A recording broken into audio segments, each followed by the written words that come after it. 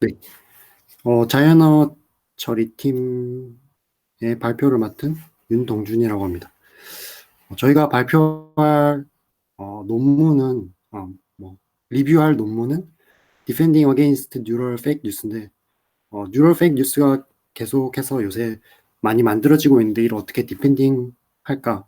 디펜딩 할 수 있는 모델이 뭐가 있을까에 대해서 적힌 논문이고 여기에서는 주로 GPT 모델이라는 걸 쓰는데 이 논문 자체에서는 그렇게 자세하게 다뤄지지 않아서 추가적으로 2개 더 논문을 같이 살펴보겠습니다.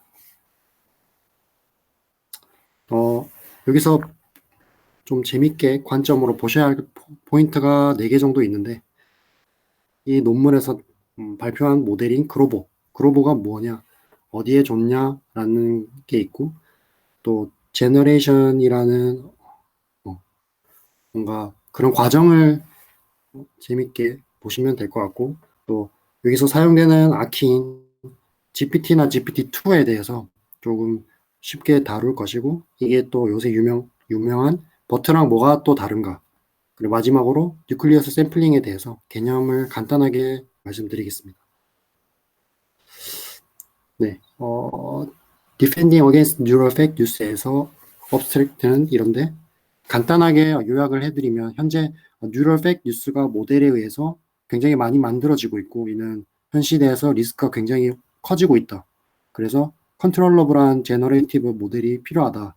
그래서 우리는 그로버라는 걸 만들었다. 여기서 제너레이티브 모델은 뉴럴 페이크를 만드는 모델입니다. 그리고 실제로 디스크리미네이터 여기서는 페이크 뉴스를 찾아내는 걸 디스크리미네이터라고 합니다. 실제로 디스크리미네이터가 판단할 때 휴먼이 쓴 뉴스와 그로버가 쓴 뉴스가 거의 20% 차이로 정확도가 정말 힘들 정도로 잘 만든다. 그래서 이를 잘 사용할 수 있게 널리 공표하겠다. 이런 내용의 논문입니다. 네.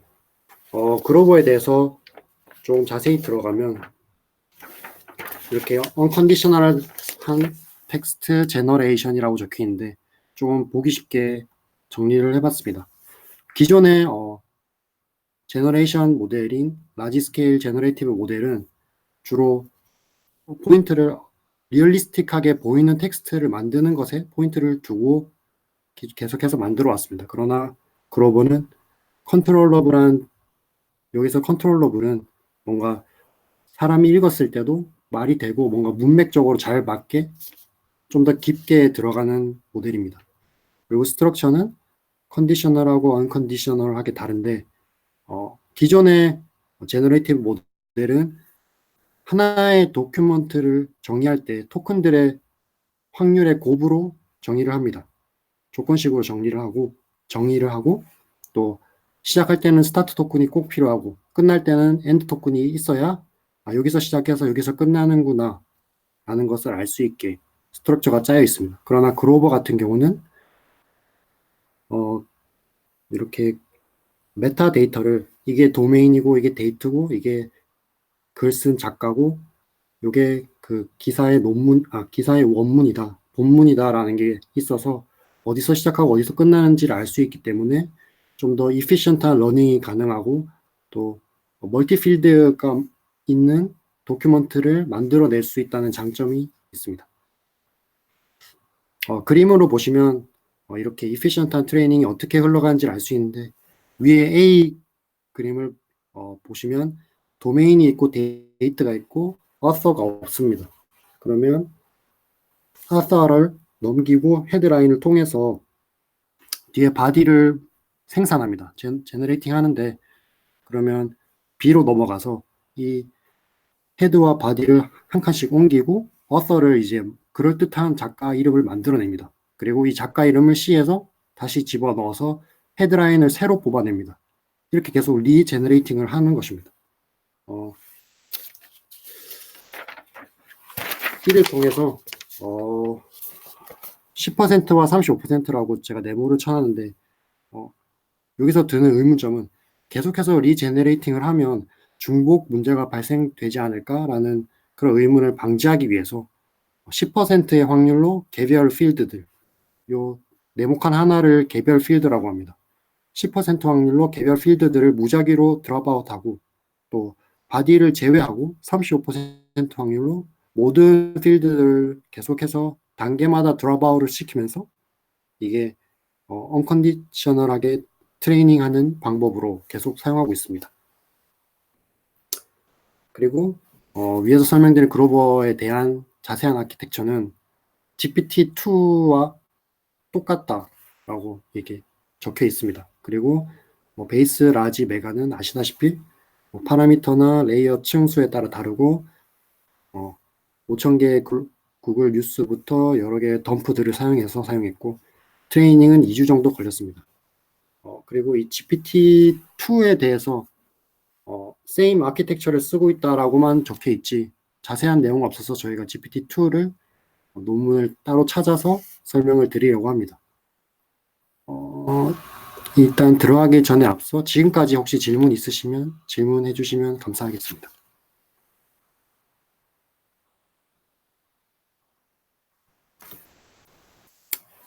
네, 그러면 GPT-2에 대해서 좀 설명해 드리겠습니다. 이 그림은 전체적인 랭귀지 모델에 대한 그림인데 오른쪽에 보시면 그로버가 있고 그게 앞서서 GPT와 GPT-2가 있습니다. 실제로 GPT는 유니다이렉셔널 랭귀지 모델로 단방향인데 이를 바이다이렉셔널한 게 버트고 또 GPT를 더 많은 데이터를 쓴 게 GPT-2고 이 GPT-2가 너무 잘 페이크 뉴스를 만드니까 이를 디펜스하기 위해서 그로버를 개발한 내용입니다. 그러면 GPT-2가 어떻게 얼마나 페이크 뉴스를 잘 만들길래 이렇게 그로버까지 만드냐에 대해서 궁금하실 수 있는데 GPT-2라는 것은 오픈 AI에서 만들었고 또 1.8 빌리언에서 사이트에서 800만 밀리언 페이지를 다 학습을 시켜서 실제로 사람이 봐도 그럴싸한 스트럭처를 가지고 있기 때문에 그 테스트를 했을 때 82%의 사람은 뭐가 다른지를 알아낼 수 없었다. 그래서 이게 실제로 딥페이크나처럼 뭔가 여론 조작이나 SNS 폴루션에 굉장히 큰 문제가 될 것 같아서 이 오픈 AI가 이거를 닫았다라고 하는 말이 있습니다. 코드를 공개했다가 다시 닫았습니다. 현재는.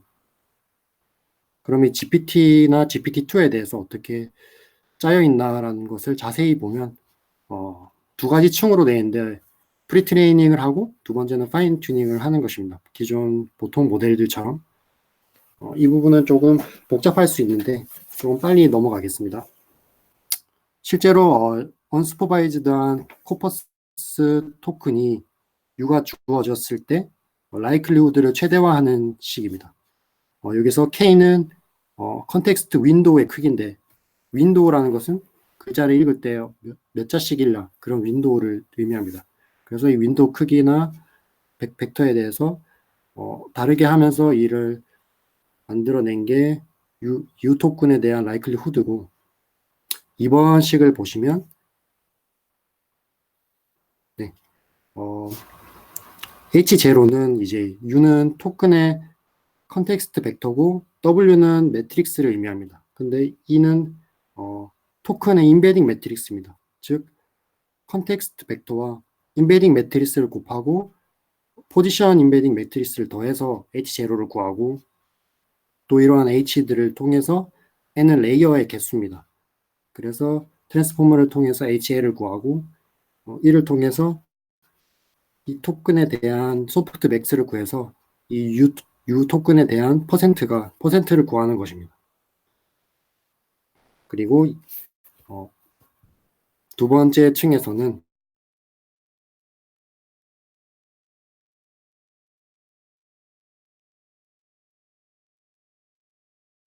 아웃풋으로 A가 나오고 이 A가 나왔을 때 A를 통해서 보이를 만들어냅니다. 그리고 이 보이를 담은 것을 다시 인풋으로 쓰고 하는 등 이렇게 앞서 말씀드린 리제너레이션을 계속하고 있습니다. 그리고 트랜스포머 아키텍처 앞부분은 트랜스포머 아키텍처와 같고 뒷부분은 파인 튜닝 이런 분류 모델로 사용할 수 있다라는 것으로 알 수 있습니다. 그러면 버트와는 어떻게 다를까? 같이 트랜스포머도 쓰고 셀프 어텐션도 쓰는데 어떻게 다를까에 대해서 궁금증이 생겨서 찾아보니까 GPT-2에서는 이러한 트랜스포머 같은 거를 디코더에 굉장히 많이 쓰고 있고 버트는 인코더 위주로 사용하고 있었습니다.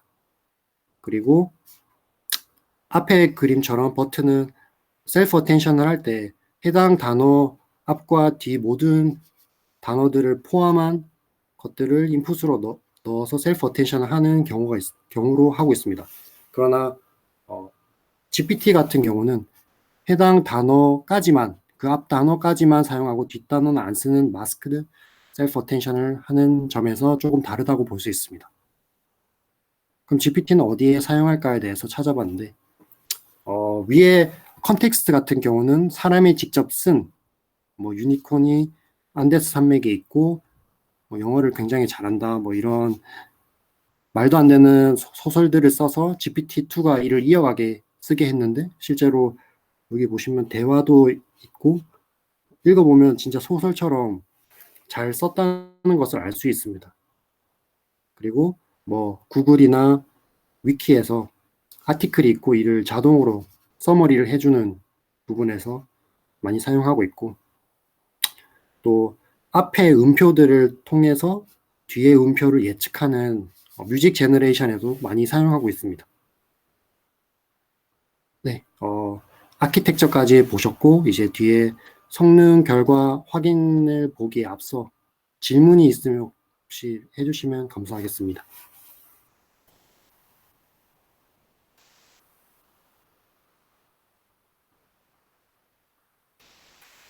네, 빨리 진행하겠습니다. 그로버로 다시 돌아와서 성능 결과를 빠르게 살펴보겠습니다.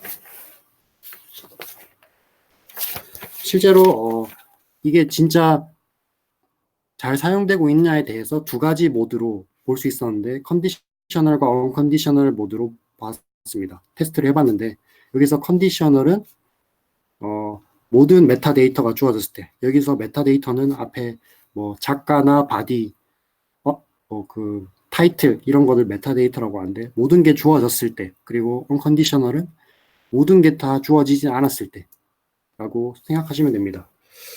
이 그래프를 요약해서 말씀드리면 당연히 언컨디셔널보다는 컨디셔널한 모델이 더 잘 나오고 또 GPT보다는 그로버가 낫다 이거를 이제 설명하는 것입니다.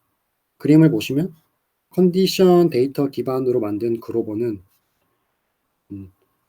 그 언컨디셔널보다는 0.6에서 0.9포인트가 향상되었고 또 GPT나 그로버가 같은 아키라고 했는데 이렇게 아키는 일치하지만 둘 다 이제 GPT보다는 그로버가 더 5점씩 낮아지는 등 이런 모습을 보일 수 있는데 그게 왜 그러냐면 오픈 AI에서 그로버는 GPT와 다르게 넌 뉴스 아티클들을 추가적으로 학습을 시켰다고 합니다.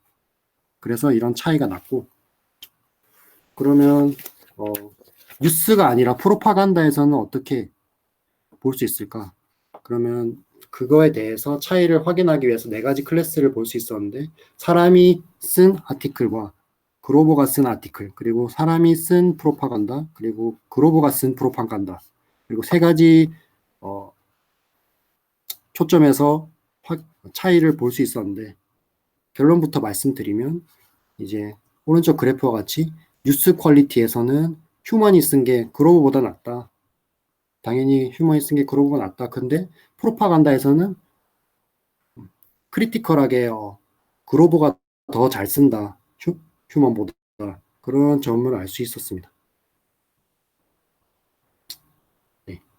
그리고 다음은 뉴럴 페이크 뉴스를 제너레이팅이 아닌 디텍션에 대해서 쓰는 사실상 본문 같은 내용인데 여기서 중요한 점을 조금 찾아봤는데 저도 궁금했던 게 그러면 자기가 만든 제너레이팅한 페이크 뉴스를 자기가 디텍션하면 당연히 오버피팅 되거나 잘 찾아내지 않을까라는 의문점으로 저희가 논문을 보기 시작했는데, 실제로 제너레이터 그로버와 디스크리미네이터 그로버가 파라미터가 빨간 줄을 끈 것처럼 이터레이션도 다르게 줬고, 트레이닝이나 그런 부분도 그로버 베이스와 그로버 메가를 쓰는 등 학습 데이터의 크기도 다르게 주면서 좀 다르게 줘서 이를 디텍션하는 것으로 사용하게 하였습니다. 네. 그리고 그 페이크 뉴스를 디텍션할 때 언페어와 페어 세팅에 대해서 이것을 이밸류에이션을 하였는데, 언페어드 세팅 같은 경우는 하나의 기사를 주면서 이게 휴먼이 쓴 거냐 머신러닝이 쓴 거냐 라는 것을 나누는 것이고, 페어드 테스트는 두 가지의 기사를 주면서 뭐가 머신러닝이 쓴 거고 뭐가 휴먼이 쓴 건지를 구별해봐라 이것입니다. 그래서 밑에 표를 요약하자면, 당연히 페어드가 언페어드보다 더 좋은 결과가 나왔고, 모델 사이즈에 있어서는 제너레이터가 디스크리미네이터랑 거의 비슷하다고 나왔는데, 모델 사이즈를 계속 늘리면 더 큰 걸 쓰면 쓸수록 제너레이터의 정확도는 82%까지 내려가고, 디스크리미네이터의 정확도는 98%까지 계속해서 올라간다. 그리고 그로버가 디스크리미네이터로 베스트다라고 이제 약간 자랑하는 그런 표였습니다. 그리고 6번, 이 모델이 어떻게 해서 휴먼과 머신러닝에 대해서 구별을 할까에 대한 글인데, 네, 거의 마지막입니다. 그래서 왼쪽 그림을 보시면 P라고 적혀 있는데, 이게 조금 난해한 퍼센트를 의미하는 건데, 이를 조금 설명해 드리자면, 탑 K 샘플링과 탑 P 샘플링이라고 있는데, 여기서 탑 K 샘플링은 가장 많이 쓰이는 단어부터 위에서부터 K 개를 끊어서 샘플링을 하는 거고, 탑 P 같은 경우는 위에서부터 퍼센트를 누적시켜서 거기 퍼센트까지 샘플링을 하는 것입니다. 현재 이 논문에서 쓰고 있는 것은 P 샘플링입니다. 따라서 P가 1이면 전체 모든 데이터들을, 이제 모든 단어들을 통해서 이 텍스트를 만들었을 때 복잡도를 말하는 거고, 0.96은 0.96까지 누적해서 퍼센트를 봤을 때 이 텍스트의 복잡도를 만든 거고, 이거는 휴먼이 쓴 텍스트의 복잡도를 나타내는 것입니다. 그래서 이 그래프의 의미는 사람이 만든 문서 난이도보다 무작위로 샘플링된 텍스트가 난이도가 훨씬 높다. 근데 이 차이가 시퀀스가 길어지면 길어질수록 계속해서 차이가 늘어난다. 즉 사람이 이 독의 도큐먼트의 랭스가 길어질수록 사람이 쓴 걸 찾는 확률이 굉장히 어려워진다라는 의미를 하는 것입니다. 그리고 오른쪽 그래프도 거의 마찬가지인데, 이러한 브라이언스를 좀 계속 줄이기 위한 스윗 스팟을 찾기 위한 노력을 했는데, 여기서 이 뉴클리어스 샘플링 P가 0.92에서 0.98 사이에서 가장 찾기 힘들어한다. 즉 이제 이 디스크리미네이터가 계속해서 방황하는 이런 그래프를 볼 수 있는데, 여튼 버트보다는 그로버가 디텍션을 훨씬 잘한다라는 의미를 나타내고 있습니다. 네, 발표는 여기까지고, 혹시 질문 있으시면 해주시면 감사하겠습니다.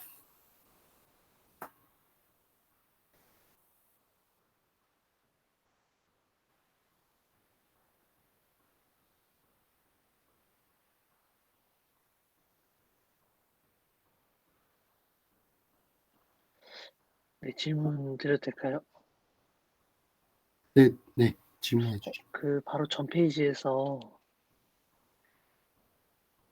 그거 봐요.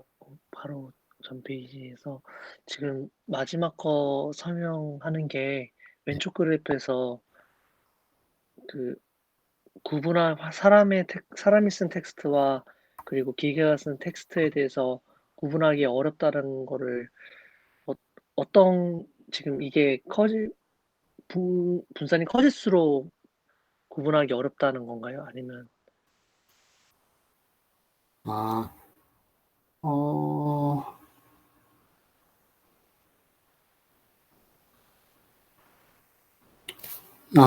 여기서의 분산이라는 것은 이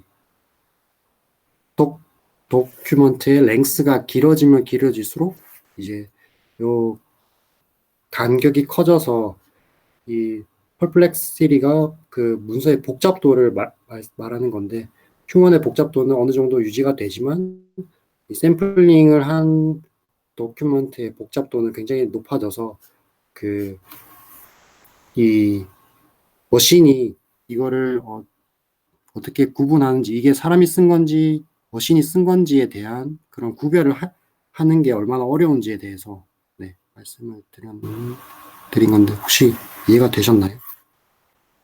그러면 P가 0.96일 때 더 그 사람들이 잘 찾는다고 이해하면 될까요? 지금 그래프로 근데 봤을 때. 머신이 잘 찾는다라고 이해하시면 됩니다. 이게 음, 주어가 그로버입니다. 주어, 그로버가, 아니, 머신이 찾는 게 그 P가 0.96일 땐 더 잘 찾지만 1일 때는 더 찾기 어렵다라고 이해하면 될까요? 네네네, 맞습니다. 네, 감사합니다. 네,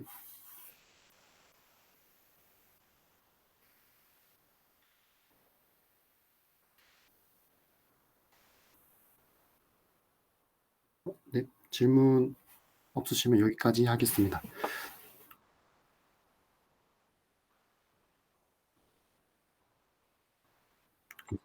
감사합니다. 고생했습니다.